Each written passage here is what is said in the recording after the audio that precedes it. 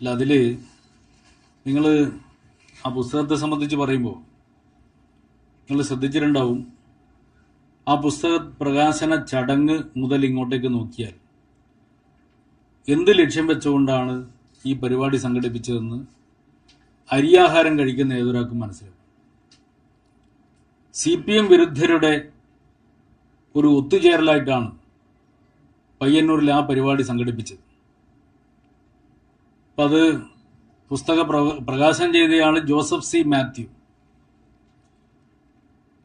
അദ്ദേഹം അവിടുന്ന് പറയുന്നത് കേട്ടപ്പോൾ ഏതോ ഒരു പഴയകാല CPMന്റെ നേതാവ് സംസാരിക്കുന്ന പോലെയാണ് എനിക്ക് തോന്നിയിട്ടുള്ളത്.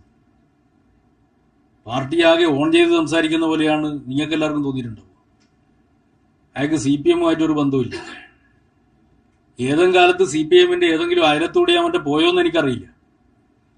CPMുമായിട്ട് ഒരു ബന്ധമില്ലാത്ത ആളാണ് ജോസഫ് സി മാത്യു. ഞങ്ങളെ ഉപദേശിച്ചിട്ട് നന്നാക്കാൻ വേണ്ടി വരണ്ട, അയാളുടെ ഉപദേശം ഞങ്ങൾക്ക് ആവശ്യമില്ല.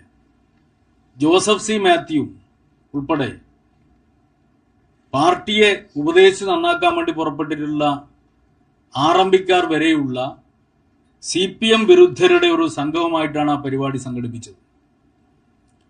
അപ്പോൾ CPIM പാർട്ടി വിരുദ്ധരുടെ സംഘവുമായി സംഘടിപ്പിച്ച ഈ പരിപാടി അതിന്റെ ലക്ഷ്യം എന്താണെന്ന് ഏതൊരാൾക്കും മനസ്സിലാവും.